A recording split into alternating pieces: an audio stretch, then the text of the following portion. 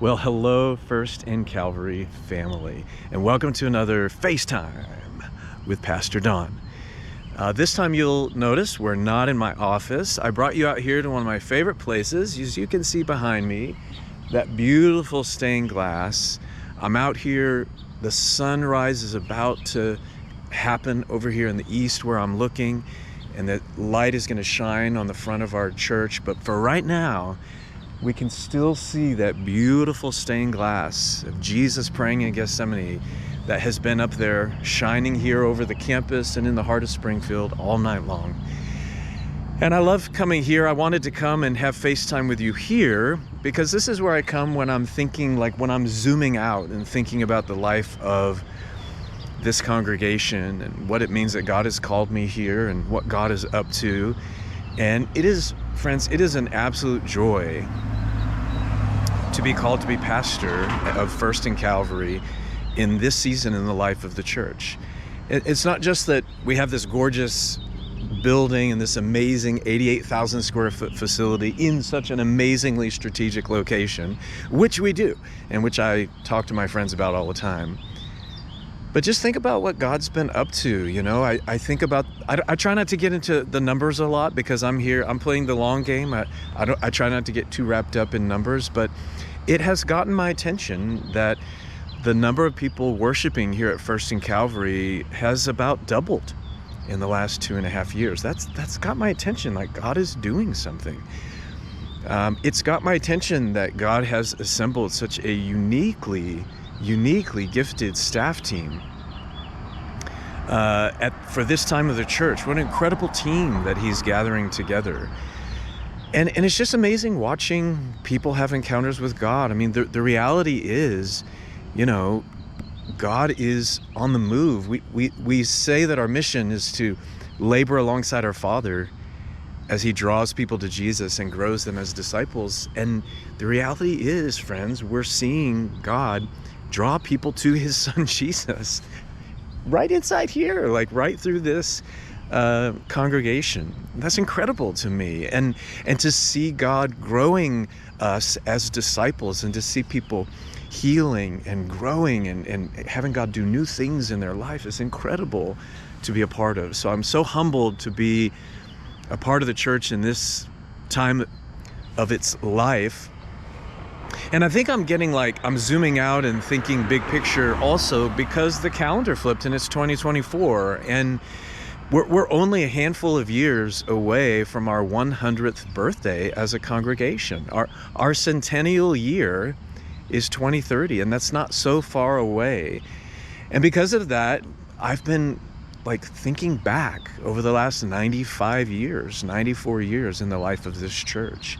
And you guys already know that I nerd out in the history room and I love reading old bulletins and seeing what hymns and sermons they were experiencing and reading newsletters and even old session minutes I like reading through.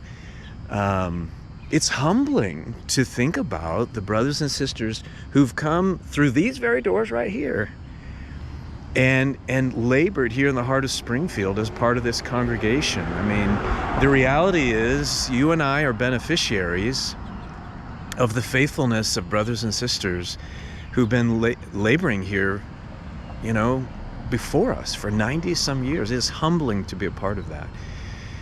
And with our centennial coming close, I've also been thinking about the future of the church, not just our birthday, not just what is our church going to be like in 2030, but also thinking about the next century. Is that too big to think about? I mean, who are the people who are going to be here in 2030? But who's going to be coming up these steps and going through those doors in 2040, in 2060, in 2075? It's got me philosophical, folks, coming up on our centennial. And I'm so hopeful for the future of this church. And I'm not naive, friends.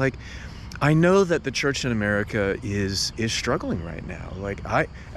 Trust me, as a pastor, I know the numbers. I know that about 100 churches a week are closing their doors forever. Over 5,000 churches every year in the United States are shutting down. And so I'm not naive about this, but I'm prayerfully hopeful that this local church is going to be here for another century. And it makes me pray for the future of our church. It makes me pray for the coming generations, and it makes me want to do things now to serve the next pastors of this church. It makes me want to ask, like, what can I do right now for the sake of the generations of people who haven't even been born yet, who can be a part of this house of prayer. And it's that kind of longing and curiosity about the future that led Session last year to form a legacy subcommittee. And they formed the committee to ask a big, important question. And the big, important question that they were formed to ask is, what can we do right now, not just to enjoy the present moment and the really fun things that are happening in our church now, which are really fun to be a part of, right? But what can we do now to serve the coming generations? What can we do now to secure the enduring legacy of First Calvary Presbyterian Church? It has been an honor to be serving on that committee over the last year, a deep experience to be a part of. And I am super excited to share with you the answer that we have felt led to. The answer to that question, can we do something right now to help secure the enduring legacy of this beautiful local church? And the answer that we've feel led to, we are calling the Centennial Legacy Campaign. I'm super excited to share with you about this campaign, but I want to do that in person. And so we're holding a few desserts in April, just informational desserts. So I would love it if you would sign up for one of these desserts so that we can do two things together. Number one, so I can share with you about this campaign that I'm really excited about. And number two, so that we can pray for and think about the next 100 years of First Calvary Presbyterian Church. I mean, here's the reality. This is a beautiful